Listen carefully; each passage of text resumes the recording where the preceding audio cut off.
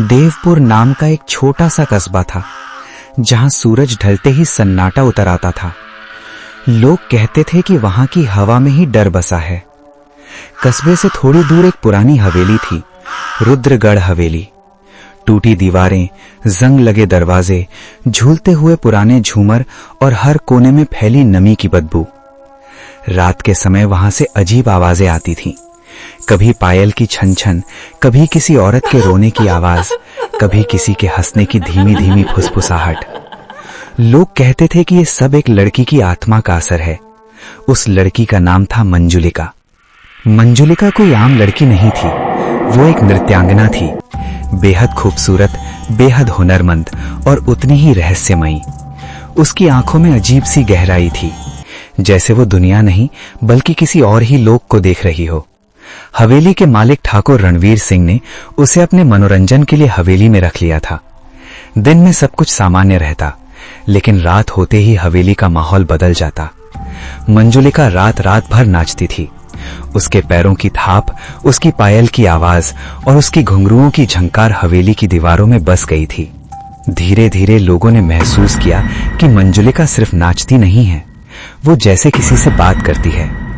कई बार वो अकेले कमरे में नाचते हुए रो पड़ती, कभी जोर जोर से हंसने लगती और कभी दीवारों से बातें करने लगती। हवेली के नौकर डरने लगे। एक नौकर ने कहा कि उसने मंजुलिका को आईने के सामने खड़े होकर किसी साये से बात करते देखा है, लेकिन किसी ने उसकी बातों पर यकीन नहीं किया। एक रात सब कुछ बदल गया। हवेली में एक भयानक चीख गूंजी। जब लोग दौड़कर मंजुलिका के कमरे में पहुंचे तो वहां का दृश्य डरावना था। मंजुलिका जमीन पर पड़ी थी, गर्दन टेढ़ी, आंखें खुली हुई, चेहरे पर एक अजीब सी मुस्कान जमी हुई। उसका शरीर ठंडा हो चुका था। कहा गया कि उसने आत्महत्या की, लेकिन लोगों को पता था कि सच कुछ और है। कुछ कहते थे कि ठाकुर रणवीर सिंह ने उसे मरवा दिया, कुछ कहते थे कि वो किसी तांत्रिक विद्या में फंस गई थी, लेकिन सच्चाई कभी सामने नहीं आई। मंजुलिका को उसी हवेली के पीछे एक पुराने पीपल के पेड़ के नीचे दफना दिया गया और तभी से रुद्रगढ़ हवेली में अजीब घटनाएं शुरू हो गईं। रात के समय किसी के दौड़ने की आवाजें, किसी के रोने की आवाज, दीवारों पर नाखूनों के खुरचने की आवाज और सबसे डरावनी नाचने की आवाज।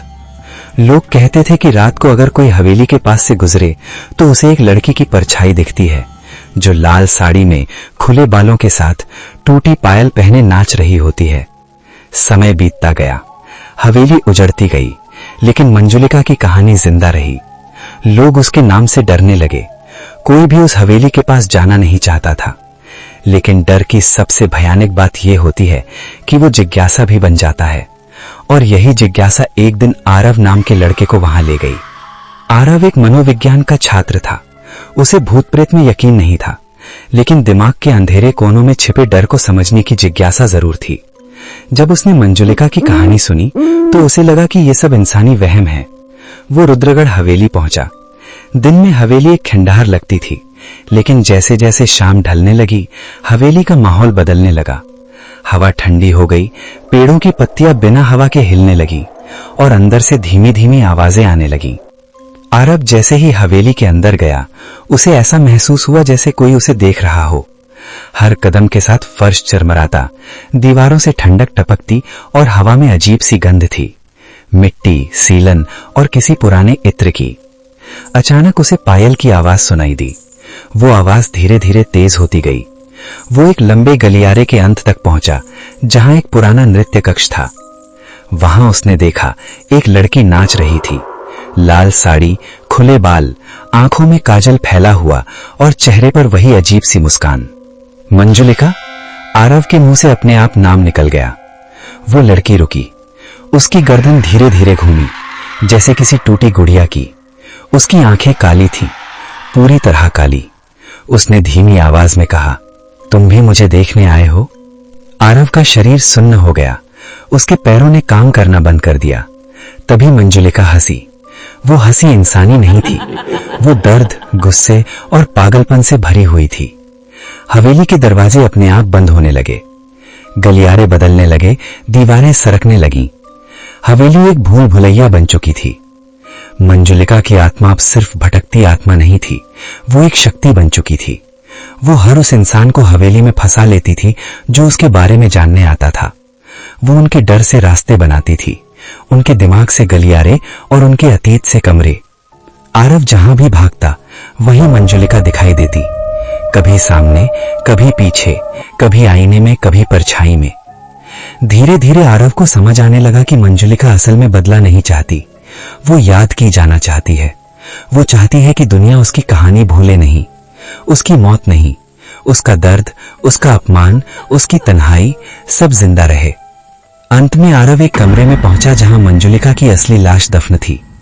वहां मंजुलिका की आत्मा उसके सामने खड़ी थी। उसने कहा, अगर तुम बाहर जाना चाहते हो तो मेरी कहानी दुनिया को सुनानी होगी, वरना तुम भी यहीं रहोगे हमेशा के लिए। सुबह जब लोग हवेली के बाहर पहुंचे तो आरव वहां बेहोश पड़ा था, लेकिन वो जिंदा था। आज भी लोग कहते हैं आरव ने मंजुलिका की कहानी दुनिया को सुनाई, लेकिन ये कोई नहीं जानता कि उसने कहानी सुनाई थी या मंजुलिका अब उसकी आवाज से बोल रही है।